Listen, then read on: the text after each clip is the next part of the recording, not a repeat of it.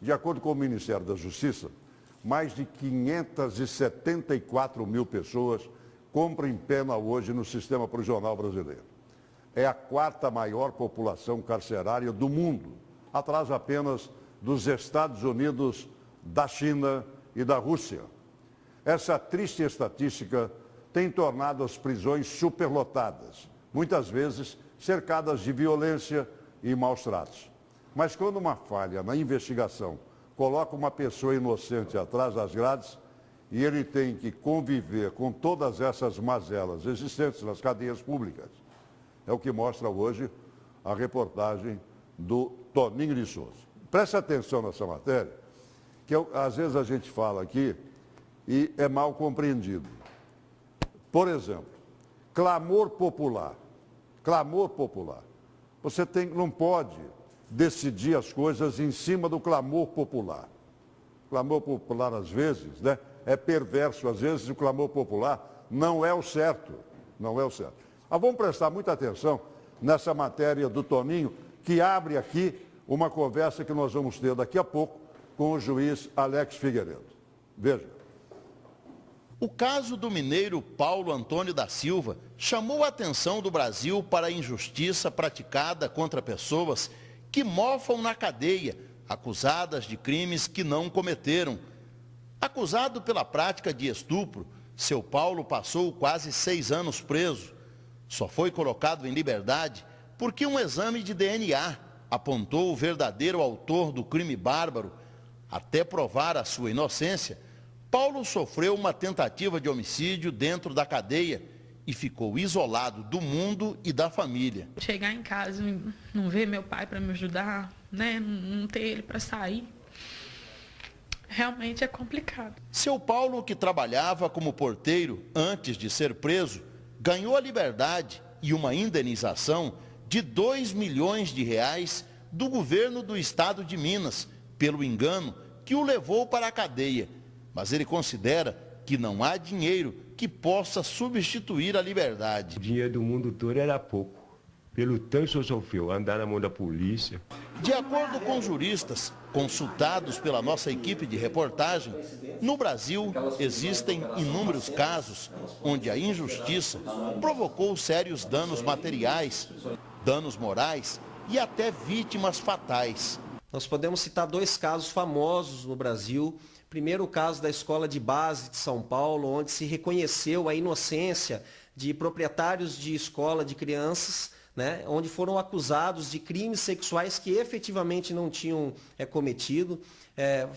O estabelecimento foi depredado, foram para frente dessa escola. Né. Nós tivemos também uma segunda situação recente, em que uma pessoa foi espancada até a morte, com uma suspeita dos populares em que havia praticado, se não me engano, um crime de roubo. Isso aconteceu recente, ainda esse ano, no Brasil. Então, a população condenou sumariamente à morte uma pessoa que não era culpada, ela era um inocente. Temos também um outro caso, um caso famoso que pode ser consultado através dos instrumentos de pesquisa da internet, que é o caso dos irmãos Naves. 2 irmãos foram condenados à prisão no Brasil.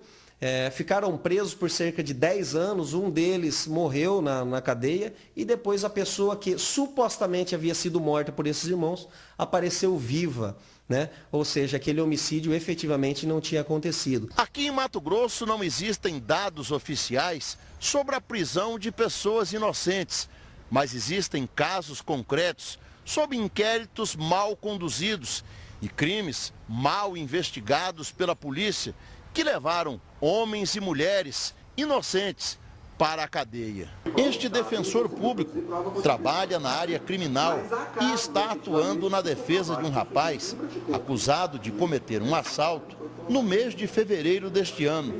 Ele conseguiu reunir laudo médico e outros documentos que comprovam que o acusado passou por uma cirurgia no fêmur 2 meses antes do crime. No dia do assalto, ele estava em casa em recuperação. Foi isso que o médico atestou, que ele não tinha condições de se locomover sequer, né? E no caso do roubo lá nessa residência, as pessoas pulou um muro de mais de 2,5 metros de altura, fugiu dos policiais que os perseguiam, atirou contra eles e essas pessoas lograram êxito em fugir. E essa pessoa que foi presa, nada foi apreendido com ele, foi preso na residência dele. Nesse caso, o Estado errou, né? E o réu é que provou que efetivamente ele não participou desse crime. Nós temos uma série de circunstâncias que podem levar ao chamado erro judiciário. Nós temos desde deficiência na fase investigatória, ou seja, investigações que não vieram amparadas em provas periciais, investigações que vieram amparadas por provas testemunhais absolutamente falhas e tendenciosas, né? Fazendo com que haja a necessidade desta fase, que é uma fase pré-processual, uma fase de investigação, seja olhada pelo poder público com maior cautela e com investimentos melhores. Nós precisamos amparar o setor de criminalística para fazer uma prova técnica necessária nesses processos, evitando esse erro. Já a população é mais pessimista quanto à atuação da polícia e a aplicação da lei no Brasil. Inclusive, eu já tive parente também que chegou a passar 1 ano e pouco na cadeia por mal interpretação, estar no lugar errado, na hora errada, e que foi complicado por causa disso. Ele sofreu bastante, está numa situação difícil, porque passou praticamente um ano e 2 meses na cadeia, pagando por uma coisa que não cometeu. Ele não enxerga pobre. Só os ricos que não ficam na cadeia e os pobres se pagando pelos ricos. A prisão de inocentes no Brasil seria uma responsabilidade direta da polícia por um crime mal investigado? Uma falha do Ministério Público por não defender os direitos do cidadão? Ou uma aberração da justiça por permitir que inocentes paguem por crimes que não cometeram? Este é um assunto para o quadro O Juiz Responde.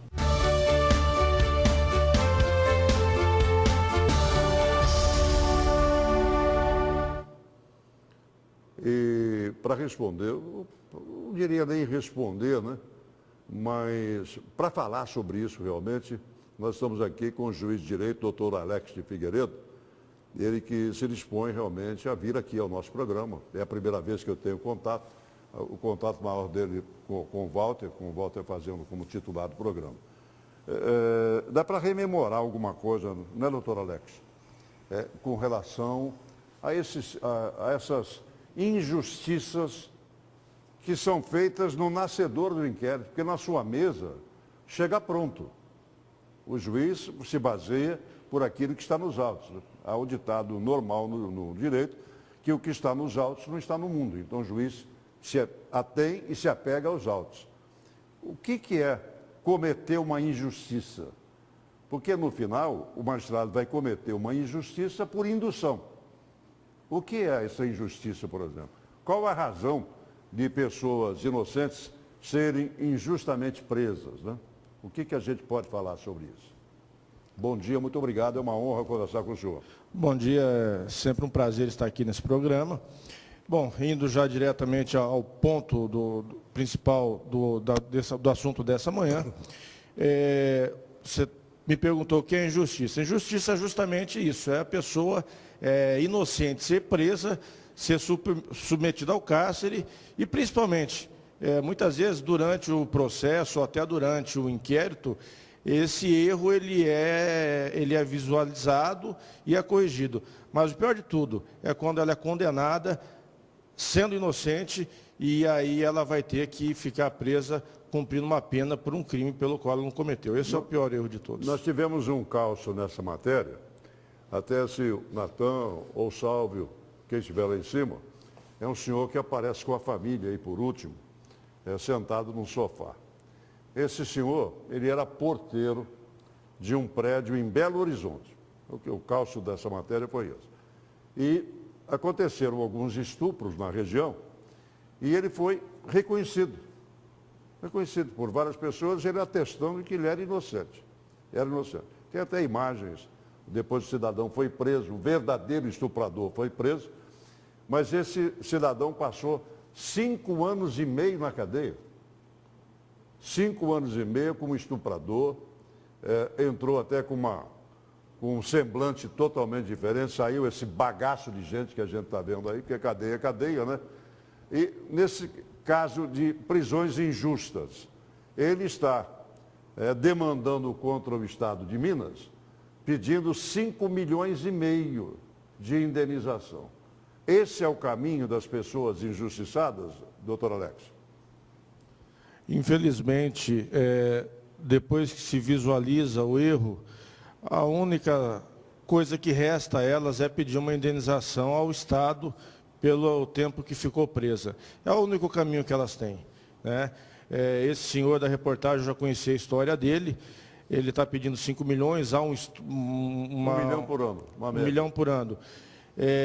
Um caso recente também nós temos aqui, o caso dos irmãos Naves, de 1937, é apontado como o maior erro judiciário, né? Mas nós temos casos mais recentes que são piores ainda. Temos um caso recente do paraibano Marcos Mariano da Silva, o nome do senhor. Ele foi preso 2 vezes injustamente, ficou 19 anos preso, ficou cego na prisão, saiu.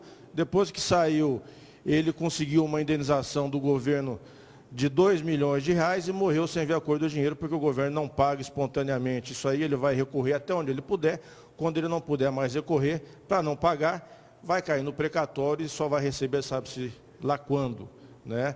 Mas, infelizmente, a única saída que resta para essas vítimas desse tipo de situação é a indenização. Eu acho que nós temos que mudar essa cultura no Brasil, nesse caso específico, de valor de indenização.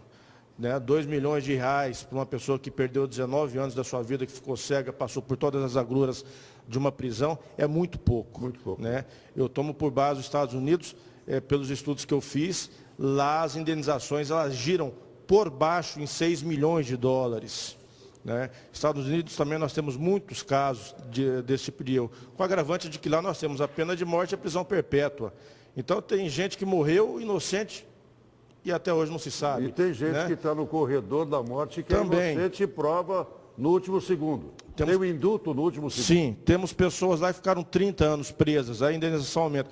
Então, eu acho que realmente que nesses casos específicos, porque no Brasil essa questão de indenização ainda é muito recente, ainda existem muitos entendimentos contrários sobre valores, mas nesse ponto específico de erro judiciário, a pessoa cumprir pena e tal, o valor tem que ser revisto. Para a pessoa, igual esse senhor mesmo, que ficou esse tempo todo, eu acho que não há 5 milhões, não há 10 milhões que pague o que ele sofreu na cadeia, principalmente pelo estigma do crime que ele foi acusado, que é de estupro, que é um dos piores estigmas para a pessoa dentro da cadeia e é onde ele mais vai sofrer. Ele deve ter tido uma série de represálias em função do artigo que ele foi preso, né? E qual a responsabilidade, doutor Alex, das pessoas que participam da prisão de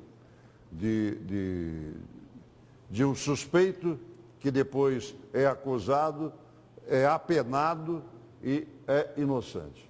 Quem é que vai pagar por isso? É o Estado ou as pessoas lá embaixo, no rodapé, que não investigaram, que não deram atenção devida, que às vezes até por rixa pessoal, antipatia pessoal, formatiza um inquérito para que esse cidadão inocente seja preso? Veja bem, respondendo a sua pergunta, vamos lá do início, né?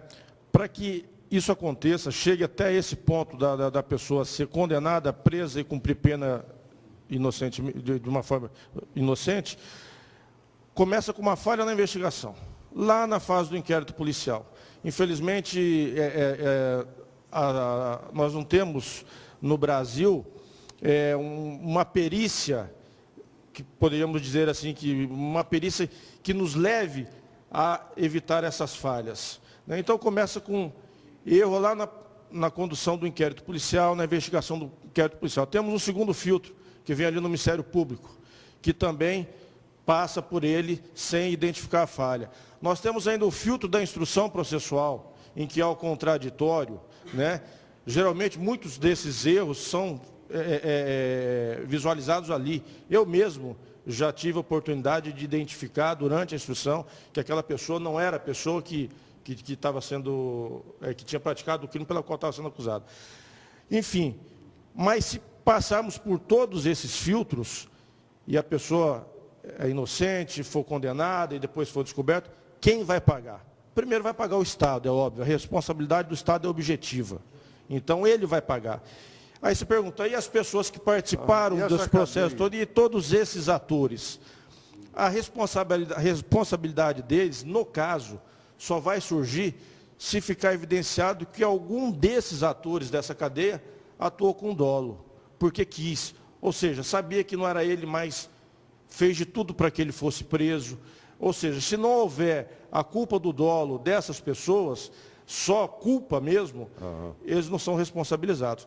O Estado, o que o Estado pode fazer? O Estado sendo condenado, se ele chegar a pagar a indenização, ele pode mover ação de regresso contra essas pessoas. Mas, como eu te disse, pela até a nossa esfera de responsabilidade, pela nossa doutrina, teoria da responsabilidade no Brasil, esses atores dessa cadeia toda só vão ser responsabilizados e obrigados a arcar, a indenizar o Estado pelo que ele gastou, se ficar provado que eles agiram com dolo, ou seja, durante o exercício da sua função. Caso contrário, não.